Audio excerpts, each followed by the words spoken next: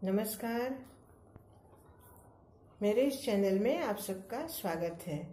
सत्यम परम धीमहि, श्रीमद् भगवद गीता एक मार्गदर्शक। जय श्री कृष्ण।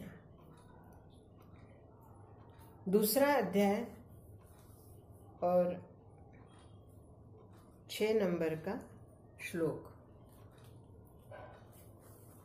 अर्जुन की दुविधा भगवान श्री कृष्ण ने देखी है और वो भगवान श्री कृष्ण अर्जुन को हर तरह से तैयार करने की कोशिश कर रहे हैं।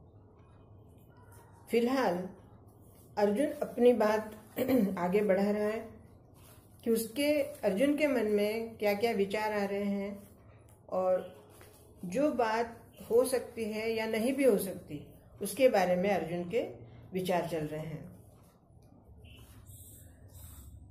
श्लोक 5 में अर्जुन ने ये कहा कि भी इतने महानुभाव गुरुजनों को या भीष्म पितामह को मारकर या उनके रुधिर से सने हुए जो मेरे आगे के दिन होंगे उनको मैं ऐसे दिनों को जीने से अच्छा है युद्ध ही ना करूं।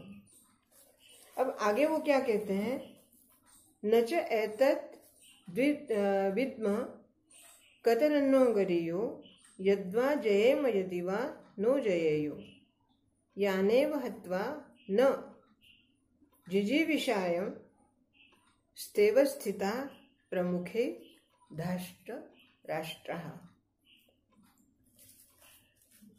वो भगवान श्री कृष्ण को कह रहे हैं कि हम ये भी नहीं जानते कि हम जीतने वाले हैं, हम ये भी नहीं जानते कि हम हारने वाले हैं। दोनों में कौन श्रेष्ठ है, कौन जीतेंगे कौन हारेंगे, हमें कुछ पता नहीं। और अगर हम मान लो कौरवों से जीत भी जाते हैं या कौरवों का वध हो जाता है तो ऐसे में जो कि कौरव हमारे भाई हैं, ऐसे में उनके बिना रहना भी हमें गंवारा नहीं है।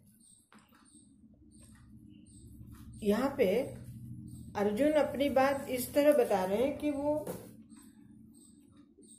अपने कौरव भाइयों से बहुत प्रेम भी करते हैं, लेकिन कहीं कहीं जो कौरवों के या दुर्योधन के व्यवहार की वजह से जो उन्हें हानि हुई है या जो उनका अपमान हुआ है या जो जिस तरह से वो आहत हुए हैं उसकी वजह से अर्जुन को क्रोध भी है।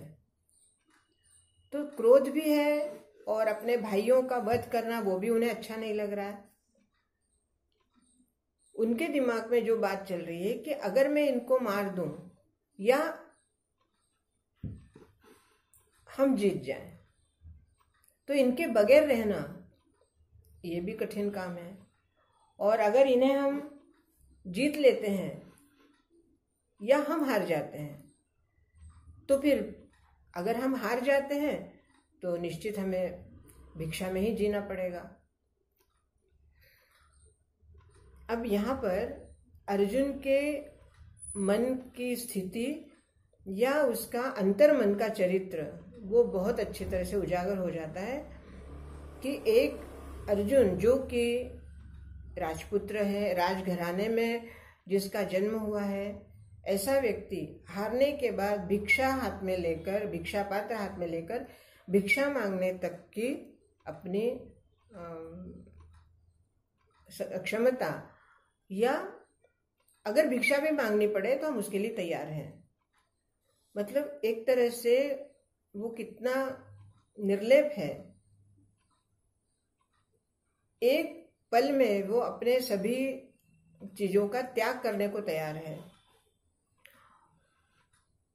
भगवान श्री कृष्ण के सामने वो बार बार यही कह रहा है कि जो अगर मैं उनको जीत लेता हूं तो मेरा मन आहत हो जाएगा कि मैंने अपने भाइयों को या अपने सगे संबंधियों को मार दिया या वध कर दिया, और अगर मैं हारता हूं तो मुझे भिक्षा लेनी पड़ेगी, भिक्षा पात्र लेकर मुझे मांग कर खाना पड़ेगा। ये दोनों ही स्थितियां के लिए वो अंतर मन से तैयार है कि मुझे या तो ये होगा और अगर जीत गए तो ये होगा, अगर हम हार गए तो इस तरह से होगा। ये दोनों ही मनस्थितियां अर्जुन को अत्यंत विभल कर रही हैं। वो समझ नहीं पा रहे हैं कि वो क्या करें। ठीक यही दशा हम सबकी होती है। जब हमारे सामने युद्ध की आवश्यकता पड़ती है, अपने ही परिवारों के साथ हमें कुछ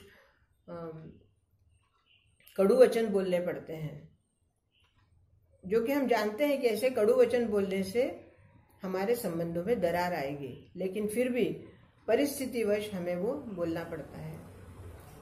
और जब परिस्थिति इतनी ज़्यादा बिगड़ जाती है कि वो बोलने के बाद या तो हमारे संबंध खराब हो जाते हैं, इतने बिगड़ जाते हैं कि हम एक दूसरे का चेहरा भी देखना पसंद नहीं करते या एक दूसरे से बात करना भी पसंद नहीं करते।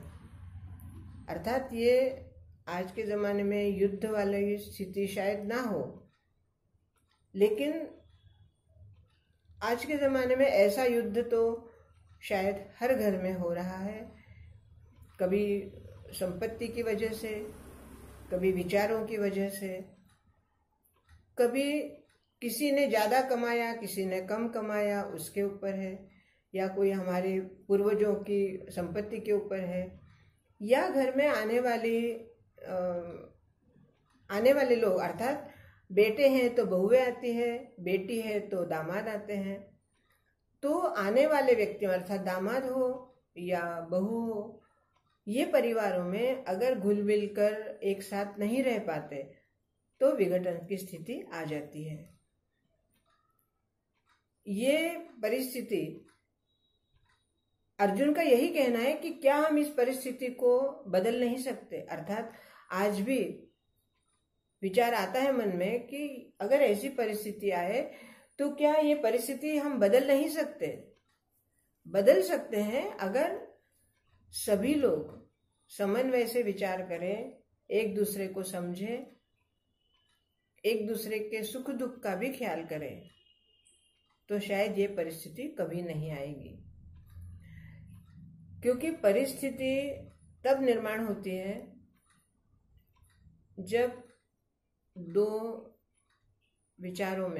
लोगों के विचारों में मतभेद हो जाते हैं, और मतभेद अगर समय रहते दूर नहीं किए गए तो मनभेद शुरू हो जाते हैं, और जहां मनभेद हो जाते हैं वहां फिर एक ही नहीं रह पाती। अर्जुन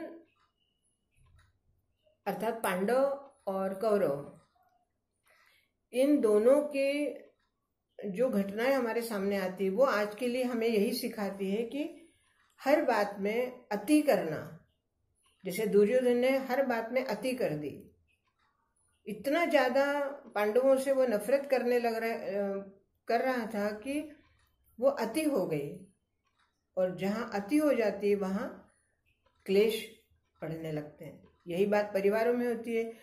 अगर आपका किसी के साथ मतभेद है और उस मतभेद के होते होते अगर मनभेद भी होने लगे तो वो अति होने लगता है, और जहां अति होता है तो जो व्यक्ति अति करता है या जो व्यक्ति अति सहन करना पड़ता है, तो वहां एक ही विकल्प बाकी रह जाता है कि हमें अलग हो जाना है। अर्थात आप आपकी जगह सुखी, हम हमारी जगह सुखी। लेकिन वास्तव में ये श्लोक हमें क्या बता रहा है? अगर ऐसा होने से क्या वास्तव में समस्या का समाधान हो जाता है क्या? ये सोचने के ऊपर हमें मजबूर करता है, और इसीलिए इस श्लोक के माध्यम से भगवान श्री कृष्ण हमें यही समझा रहे हैं कि परिस्थिति कैसी भी आए, हमें उससे निपटना है धैर्यपूर्वक, विश्वास के साथ। और अगर अन्याय सामने वाला हमारे साथ कर रहा है तो हमें उस अन्याय का जवाब देना ही होगा। हर बात में चुप रहना या हर बात में सामने वाले को क्षमा कर देना, ये कायरता है।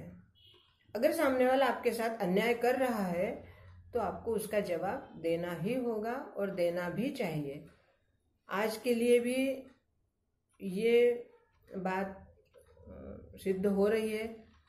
अगर आपके ऊपर कोई बार बार अत्याचार कर रहा है या आपको किसी भी तरह से आपका मनमुटाव हो रहा है, समन्वय नहीं हो पा रहा है, या एक ही व्यक्ति आपको बार बार परेशान कर रहा है, तो आपको उसका जवाब देना ही चाहिए।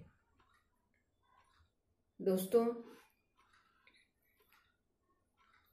जब गीता का ज्ञान अर्जुन को मिल रहा था, उस समय का युग